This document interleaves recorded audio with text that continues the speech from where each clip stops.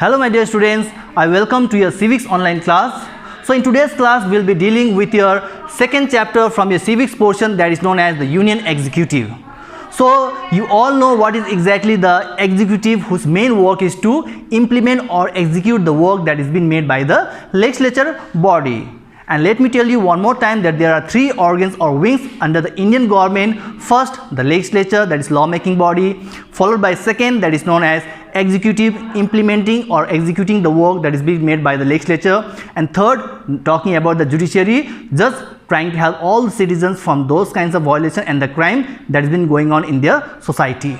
So let's start the class. So today we will be talking on the topic known as the President of India, which comes under the article number 52, that even the president post should be there in India based on what are the powers, what are the functions that each and every citizen should also go respect the President of India, and that we mainly talk under the article number 52. And even the President of India is been regarded as the first citizen of nation, and followed by we all as a citizen. So second, talking about what are exactly the qualification.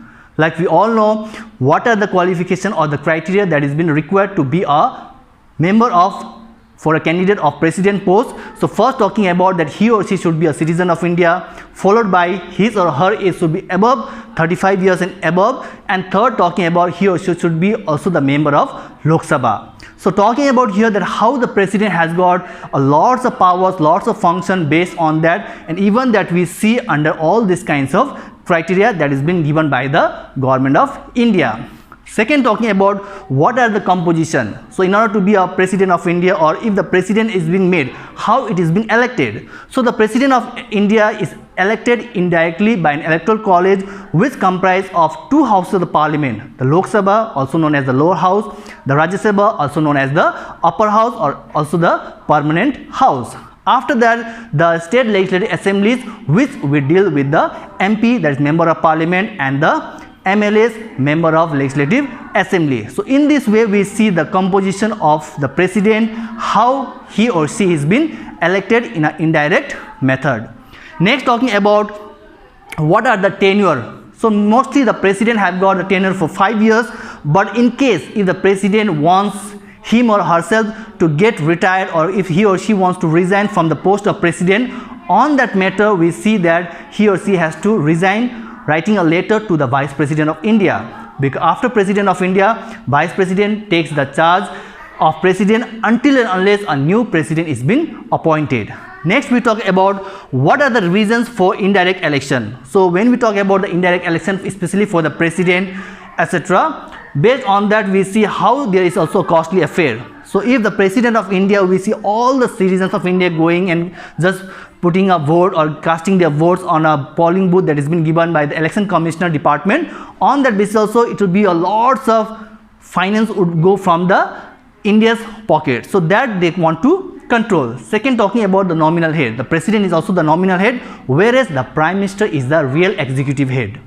Third, there is too much of power in the president. So based on that also we see that if the direct election of president is being done, so the president will have more power and lots of like power can be misused. So on that ground also we see that the president of India is directly in indirect method. Next, talking about the powers and the function of president. So when we talk about the powers and function of president, the president plays a very important as well as significant role for the overall nation, for all the states, union territories, and of course for all the citizens of India. So based on that we see that how the executive work or the function of president has got lots of power based on appointing all such kind of post holder, like suppose prime minister, followed by all the council of minister but on the advice of prime minister, and then the chief justice of Supreme Court, judges of all the 24 high courts we have got in India, and even the chairman of UPSC, which stands for Union Public Service Commission. So all these kinds of appointment is being done by the president on the executive power. Second, talking about what is exactly the legislative power. So based on the legislative power we see that even whenever we talk about the two houses, the Lok Sabha and the Rajya Sabha, the Lok Sabha, two member, that is known as the Anglo-Indian community, they are appointed by the president, which comes under the legislative power. And even in the Rajya Sabha house there are 12 members who are being from different fields like arts, literature, social service, and even they have been appointed by the President of India. So this kind of power comes under the legislative. Third, talking about the discretionary. What are exactly the discretionary power of President of India?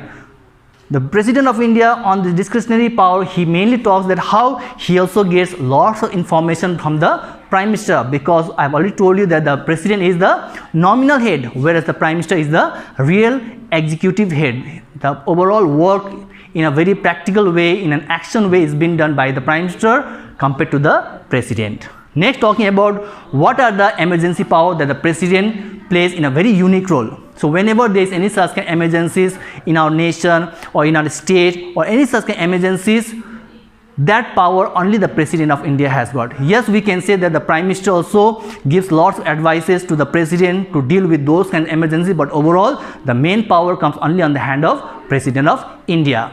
So under the emergency power, we see first known as the national emergency.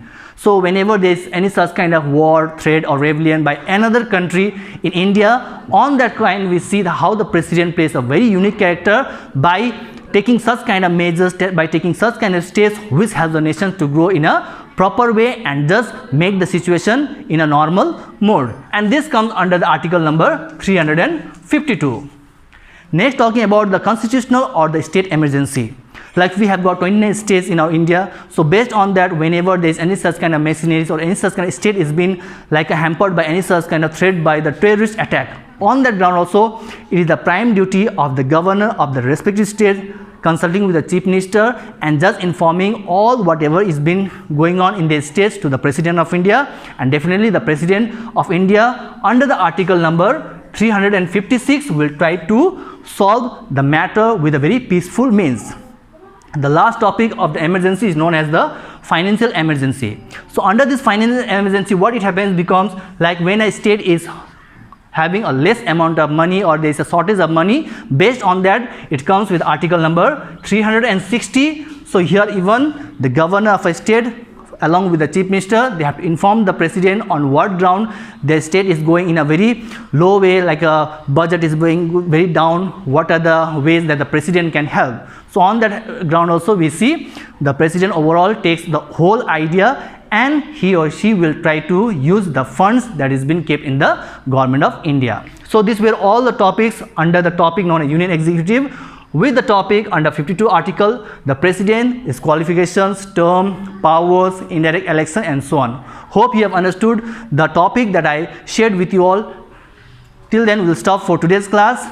Stay happy. Thank you. God bless.